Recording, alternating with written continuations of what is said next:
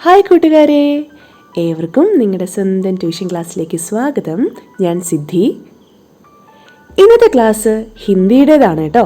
ഹിന്ദിയിലെ വ്യഞ്ജനാക്ഷരങ്ങൾ ബാക്കി പഠിക്കുന്നതാണ്.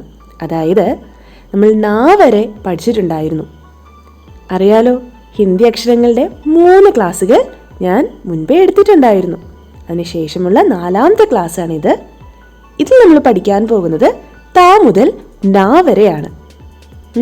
മലയാളത്തിൽ എഴുതാൻ അറിയാമായിരിക്കും അല്ലേ? ഹിന്ദിയിലും കൂടെ ഒന്ന് പഠിച്ചാലോ? അപ്പം നമുക്ക് നേരെ ക്ലാസ്സിലേക്ക് പോവാം കേട്ടോ.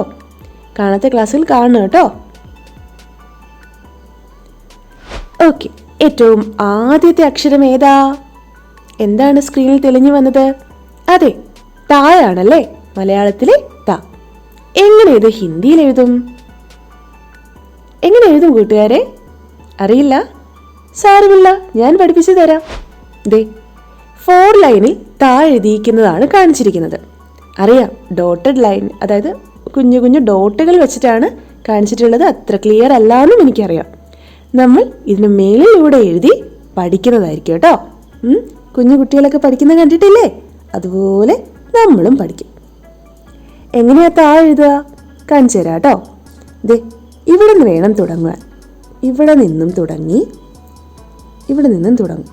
അതിനുശേഷം കണ്ടോ, ഇങ്ങനെ മേളിലേക്ക് വന്ന് ഇതുവഴി ഇങ്ങനെ, അതിനുശേഷം മേളിൽ നിന്ന് താഴോട്ട് നീളനൊരു വര. എന്നിട്ട് അറിയാലോ ഹിന്ദിയുടെ പ്രത്യേകത എന്താണ്? അതെ, മേളിൽ എപ്പോഴും ഒരു വര കാണും, അശ പോലെ അല്ലേ? അശയിൽ ഇങ്ങനെ തുണി തൂക്കിയിട്ടേക്കും പോലെയാണ് ഈ അക്ഷരങ്ങളൊക്കെ തൂക്കിയിട്ടേക്കുന്നത്. അപ്പോൾ താഴത്തെ എഴുതിയിട്ട് വേണം മേളിൽ വര കൊടുക്കാൻ കേട്ടോ. അതെപ്പോഴും ശ്രദ്ധയിൽ വേണം. അപ്പോൾ അതെങ്ങനെയാണ് എഴുതേണ്ടേ? പറയൂ. അതെ, ഇവിടെ നിന്നും ഇങ്ങനെ വളച്ചെടുത്ത് ഇങ്ങനെ. എങ്ങനെയാണ്? ഇവിടെ നിന്നും ഇങ്ങനെ വളച്ചെടുത്ത് ഇവിടെ കൊണ്ട് മുട്ടിച്ചു. എന്നിട്ട് മേളിൽ നിന്നും താഴോട്ട് ഒരൊറ്റ വര. അതിനുശേഷം മേളിൽ ഇങ്ങനെ തൂക്കിയിടുവാനായിട്ട് ഒരു വര. ഇങ്ങനെയാണ് താ എഴുതേണ്ടത്. മനസ്സിലായോ കൂട്ടുകാരെ? എങ്ങനെയാ? ഇങ്ങനെ എടുത്തിങ്ങനെ മേളിൽ നിന്നും താഴേക്കൊരു വര, മേളിൽ തൂക്കിയിടാനൊരു വര. അപ്പോഴേക്കും എന്തായി? താ എന്ന അക്ഷരമായി. മനസ്സിലായോ? ഓക്കെ, ഇനി നമുക്ക് ഇതിൻ്റെ വാക്കുകളിലേക്ക് പോവാം. ഒരൊറ്റ വാക്ക് പഠിച്ചാൽ മതി കേട്ടോ ഇന്ന്. ഇതാണ് വാക്ക്. ഏത് അക്ഷരം വെച്ചിട്ടാണ് തുടങ്ങിയിരിക്കുന്നത്? ഇത് എന്താണ് ഇവിടെ കാണിച്ചിരിക്കുന്നത്? അതെ, കിരീടമാണല്ലേ. കിരീടം. അതെ, കിരീടമാണ്. കിരീടം. അതിൻ്റെ ഹിന്ദി എന്താണ് നമുക്കൊന്ന് വായിച്ചു നോക്കാം കേട്ടോ. എന്താണ് ഈ അക്ഷരം? ഈ അക്ഷരം എന്താണ്? ഇപ്പൊ പറഞ്ഞതേ ഉള്ളൂ. എന്താണ്? അതെ, താ. താ. പിന്നെ ദേ ഇതെന്താണ്? ഇതിനൊരു വീഡിയോ ഞാൻ എടുത്തിട്ടുണ്ട് കേട്ടോ. എന്താ? അടയാളങ്ങൾ, ഹിന്ദിയിലെ അടയാളങ്ങൾ വച്ചിട്ടുള്ള ഒരു ക്ലാസ് എടുത്തിട്ടുണ്ട്. അതും കാണണം കേട്ടോ. എല്ലാത്തിൻ്റെയും ലിങ്ക് ഞാൻ താഴെ കമൻറ്റിൽ തന്നിട്ടുണ്ടാവും കേട്ടോ. അപ്പോൾ താ, ആ, താ. ഇത് ജായാണ്. ജാ പഠിച്ചതാണ്. പക്ഷെ എപ്പോഴും ഒരു വാക്കിൻ്റെ അവസാനമാണ് ഒരു അക്ഷരം വരുന്നതെങ്കിൽ, ഹിന്ദിയുടെ കാര്യമാണ് കേട്ടോ, ഒരു വാക്കിൻ്റെ അവസാനമാണ് ഈ അക്ഷരം വരുന്നതെങ്കിൽ എങ്ങനെയാണ് വായിക്കേണ്ടത്? അതെ, പകുതിക്ക് വെച്ച് വായിച്ചു നിർത്തുന്നത്. എങ്ങനെയാണ്? ജാ എന്ന് വായിക്കരുത്, ജ്. എങ്ങനെയാണ്? ജ്. അപ്പോൾ താജ്. എങ്ങനെ വായിക്കണം? താജ്. താജ് എന്ന് പറഞ്ഞാൽ എന്താണ്? അതെ, കിരീടം. ഇനി നമുക്ക് അടുത്ത അക്ഷരത്തിലേക്ക് പോവാട്ടോ. ഇതെന്താണ്? നേരത്തെ നമ്മൾ എന്താ പഠിച്ചത്? തായായിരുന്നു അല്ലേ? താ. എങ്കിൽ ഈ അക്ഷരത്തെ വിളിക്കേണ്ടത് തായുടെ കൂടെ ഒരു ഹാ ചേർത്ത് പറയുക. എൻ്റെ കൂടെ പറഞ്ഞേ. തായുടെ കൂടെ ഹാ ചേർത്ത്. ധ. എങ്ങനെയാണ്? ധ. നേരത്തെ പഠിച്ചത് താ, ഇപ്പൊ പഠിക്കുന്നത് ധ. കൂടെ പറയൂ, ധ. ഓക്കെ, ഹിന്ദി എങ്ങനെയാണ് എഴുതേണ്ടതെന്ന് നോക്കാം കേട്ടോ. ഹിന്ദി അക്ഷരം അതെ, എങ്ങനെ എഴുതേണ്ടേ കാണിച്ചു തരാം കേട്ടോ. ഇതിങ്ങനെ എഴുതേണ്ടത് ഇവിടെ നിന്നും വേണം തുടങ്ങുവാനായിട്ട്. ഇങ്ങനെ തുടങ്ങുന്നു, അതായത് ഇതിങ്ങനെ ഇവിടെ നിന്ന് ഇങ്ങനെ തുടങ്ങുന്നു. ഒരു ചുനുപ്പുണ്ട്, അല്ല നമ്മൾ അങ്ങനെയാണ് പറയുന്നത്. എന്നിട്ട് ഇവിടെ നിന്നും എടുത്ത് ഇവിടെ ജോയിൻ ചെയ്യുന്നു. എന്നിട്ട് മേലിയും താഴോട്ടൊരു വര. മനസ്സിലായോ? ഒന്നും കൂടെ ക്ലിയർ ആയിട്ട് വരച്ചു തരാം. ഇങ്ങനെ ഇവിടെ നിന്നെടുത്ത് മേളിൽ നിന്ന് താഴോട്ടൊരു വര. അതിനുശേഷം ദേ വരച്ചേക്കുന്ന വര കണ്ടോ? എങ്ങനെയാ? ആ ചുനിപ്പിൻ്റെ അവിടെ മേളിൽ തട്ടിക്കാതെ ജസ്റ്റ് ആ വരയിൽ മാത്രം, അതിൻ്റെ മേളിൽ മാത്രം വരുന്ന ഒരു വര, അങ്ങനെ വേണം വരയ്ക്കുവാൻ.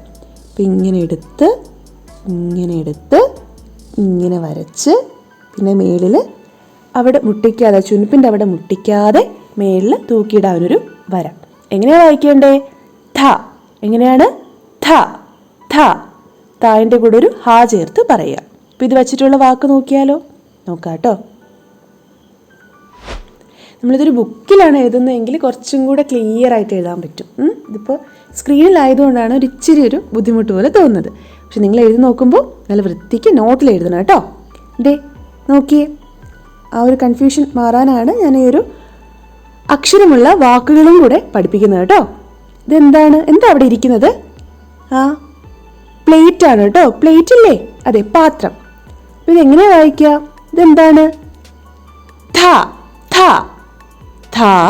ഇത് ആ ചിഹ്നമാണ്. അപ്പോൾ ഥ ഥ. ഇത് ലായാണ് കേട്ടോ. ഇതെന്താണ്? ല. അപ്പോൾ ഥ ല. ഈ ചിഹ്നം എന്താ? അത് ഈ ചിഹ്നം ഈ തന്നെയാണ്. അതായത് ഈ. എന്താണ്? എന്ത് ചിഹ്നമാണത്? ഈ. അപ്പോൾ ഥാലി. കൂടെ പറഞ്ഞേ. ഥ ആ ഥ ലി. ഥാലി. ഥാലി എന്ന് പറഞ്ഞാൽ എന്താണ്? പ്ലേറ്റ്. ഹിന്ദിയിൽ ഥാലി എന്ന് പറഞ്ഞാൽ പ്ലേറ്റ് എന്നാണ് അർത്ഥം കേട്ടോ. ഓക്കെ, നമുക്ക് അടുത്ത അക്ഷരത്തിലേക്ക് പോകാം. അടുത്ത അക്ഷരം തെളിഞ്ഞു വന്നു. ഇതെങ്ങനെയാണ് വായിക്കേണ്ടതെന്ന് അറിയാവോ? തായ്ത്ത തായ്ത്ത അങ്ങനെ പറയരുത്. എങ്ങനെയാണ് നമ്മൾ പഠിച്ചത്? ത ഥ. ഈ കാണിച്ചിരിക്കുന്നത് ദായാണ്. എന്താണ്? The the. ഓക്കെ, എന്താണ്? കൂടെ പറയൂ. ദ. ഓക്കെ, ഇനി നമുക്ക് ഇതെങ്ങനെയാണ് ഹിന്ദിയിൽ എഴുതേണ്ടതെന്ന് നോക്കാം. കാണിച്ചു തരാവേ, വരച്ച് കാണിച്ചു തരാം എങ്ങനെയാന്ന്. ആദ്യം ഒരു കുട്ടി വര, ഒരു ഇമ്മിണി വര വരച്ചു. എന്നിട്ട് സി പോലെ എഴുതുക. എങ്ങനെ എഴുതണം? സി പോലെ എഴുതുക. എന്നിട്ട് അവിടെ നിന്നും ഒരു ചുനുപ്പ് പോലെ വന്നിട്ട് താഴോട്ട്. മനസ്സിലായോ? കുഞ്ഞി വര, സി പോലെ എഴുതി, ഒരു ചുനുപ്പ്, താഴോട്ടൊരു വര. അപ്പം എന്തായി? ദായായി. അപ്പോൾ ദാ ആയോ? ഇല്ല, മേളിലൊരു വര ഇടണം അല്ലേ? എപ്പോഴും ഹിന്ദി വാക്കുകൾക്ക് എന്താണ്? മേളിലൊരു വര കൂടെ വേണം. ഒരു വര മതി കേട്ടോ, രണ്ടെണ്ണമൊന്നും വേണ്ട. അപ്പോൾ ഇതെന്തായി? ദാ. എന്താണ്? ദാ. അപ്പോൾ ദാ വച്ചിട്ടുള്ള വാക്ക് നോക്കിയാലോ? കണ്ടോ? ദാ. ഇത് ദായിൻ്റെ താഴെ, ദാ എഴുതിയായിരുന്നല്ലോ, ദായിൻ്റെ താഴെ ഊ ഊ ചിഹ്നം വന്നതാണ് ഈ കാണിച്ചിരിക്കുന്നത് കേട്ടോ. അതുകൊണ്ട് കണ്ട് കൺഫ്യൂഷൻ ആവരുത്. എന്താണെടാ? കണ്ട് കൺഫ്യൂഷൻ ആവരുത്. എങ്ങനെയാണ്? ദാ എന്ന് പറയുന്ന അക്ഷരം നമുക്കറിയാം, അതിൻ്റെ താഴെ ഊ ഊ ചിഹ്നം വരുമ്പോഴാണ് ഇങ്ങനെ ഇരിക്കുന്നത്. അപ്പോൾ ഇതെന്തായി? ദൂ. എന്തായി? ദൂ. ഇതെന്താണെന്ന് അറിയാവോ? അതിന് തൊട്ടടുത്ത് പഠിക്കാൻ പോകുന്ന ആളാണ് കേട്ടോ. ഇപ്പോഴേ ഒന്ന് പഠിച്ചു വെക്കുക അല്ലേ? അപ്പം എന്താണ് ഇത്? ദൂ ധ. എന്താണ്?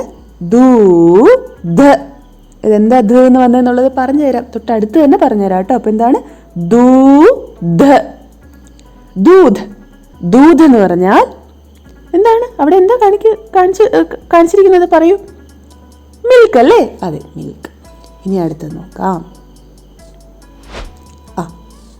ഞാൻ പറഞ്ഞു തൊട്ടടുത്ത് പഠിക്കാൻ പോകുന്ന ആളെയാണ് കുറച്ച് നേരത്തെ പരിചയപ്പെട്ടതെന്ന്. ഇതെങ്ങനെ വായിക്കേണ്ടതെന്ന് അറിയാവോ? നമ്മൾ ഏറ്റവും ആദ്യം എന്താ പഠിച്ചത്? ഏറ്റവും ആദ്യം ത. അതിന് ശേഷമുള്ളത് ആദ്യം പഠിച്ചത് എന്താ? ത. പിന്നെ പഠിച്ചത് എന്താ? എന്താണ്? ഥ. തായിൻ്റെ കൂടെ ഒരു ഹാ ചേർത്ത് പറയുക. എന്താണ്? ഥ. അതിന് ശേഷം പഠിച്ചതോ? ദ. എന്താണ്? ദ. അപ്പൊ അതിനുശേഷം വരുന്നത് എങ്ങനെയാ വായിക്കേണ്ടേ? അതെ, ദായിന്റെ കൂടെ ഒരു ഹാ ചേർത്ത് പറയുക. എങ്ങനെയാ? ദായിന്റെ കൂടെ ഹാ ചേർത്ത് പറയുമ്പോ എങ്ങനെ ഇരിക്കും? ധാ. പേടിച്ചു പോയോ? സാരല്ല കേട്ടോ. എങ്ങനെയാണ്? ധാ.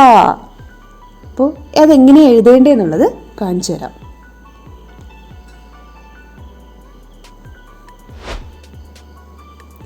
ഇവിടെ ഒരു ചുനുപ്പുണ്ട് കേട്ടോ.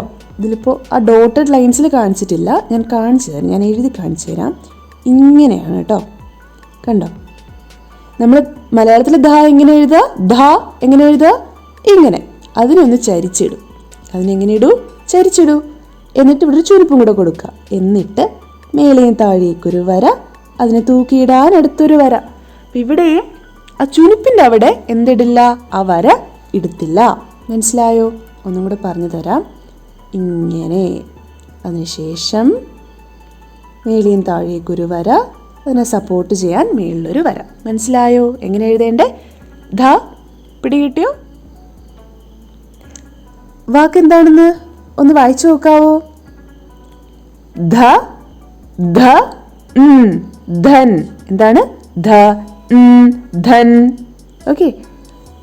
ധൻ എന്ന് പറഞ്ഞാൽ സമ്പത്ത്, സ്വത്ത് എന്നൊക്കെയാണ് പറയുന്നത്. ഓക്കെ, നമുക്ക് അടുത്ത അക്ഷരത്തിലേക്ക് പോകാം. ഇന്നത്തെ ഏറ്റവും അവസാനത്തെ അക്ഷരമാണിത്, ന. എന്താണ്? ന. ന എഴുതേണ്ടത് എങ്ങനെയാണെന്ന് കാണിച്ചു തരാം കേട്ടോ. എങ്ങനെയാണെന്ന് കാണിച്ചു തരാം. ഇങ്ങനെ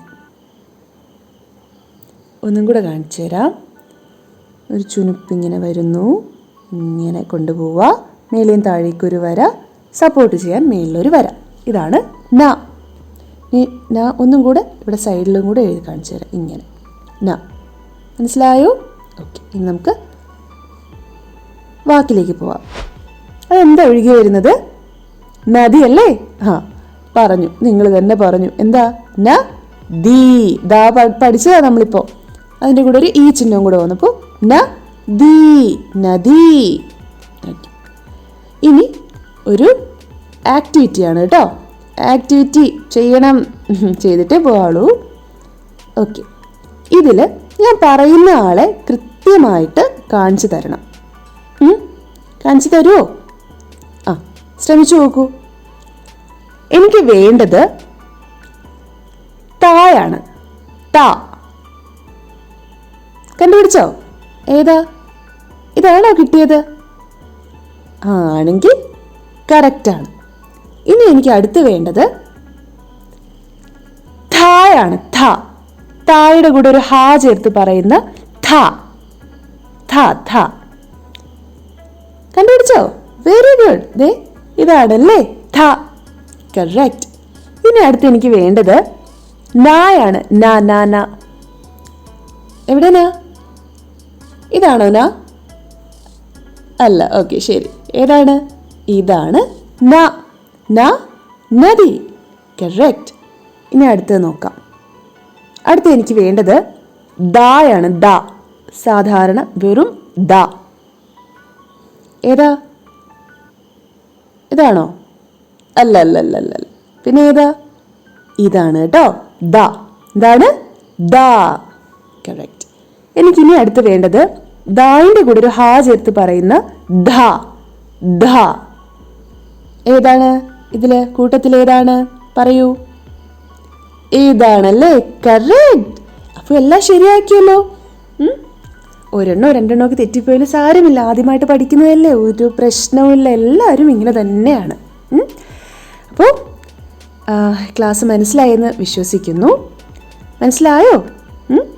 അപ്പോൾ ഈ ആക്ടിവിറ്റിയിൽ പാർട്ടിസിപ്പേറ്റ് ചെയ്തതും അത് മാത്രമല്ല ഈ ക്ലാസ് ഇത്രയും നേരം കണ്ടിരുന്നതും എല്ലാം മനസ്സിലാക്കിയെടുത്തതിനും നിങ്ങൾക്കൊരു സ്റ്റാർ തരാൻ ഞാൻ പോവുകയാണ്. ഈ സ്റ്റാർ നിങ്ങൾക്കുള്ളതാണ് കേട്ടോ. അപ്പോൾ ഇന്നത്തെ വീഡിയോയിൽ നിങ്ങൾക്ക് ഒരു സ്റ്റാർ കിട്ടിയിരിക്കുന്നു. ഇങ്ങനെ ഓരോരോ വീഡിയോകളിലും സ്റ്റാറുകൾ തരുന്നതായിരിക്കും. അപ്പോൾ എത്ര സ്റ്റാർ കിട്ടി എന്നുള്ളത് കമൻറ്റ് ചെയ്ത് അറിയിക്കണം കേട്ടോ. അപ്പോൾ നമുക്കിനി അടുത്ത ക്ലാസ്സിൽ കാണാം. ഇതിൻ്റെ ബാക്കിയുള്ള വ്യഞ്ജനാക്ഷരങ്ങൾ നമുക്ക് നിഷ്പ്രയാസം തന്നെ പഠിക്കാം. ഓക്കെ, അപ്പോൾ ബൈ. അടുത്ത ക്ലാസ്സിൽ കാണാം കേട്ടോ.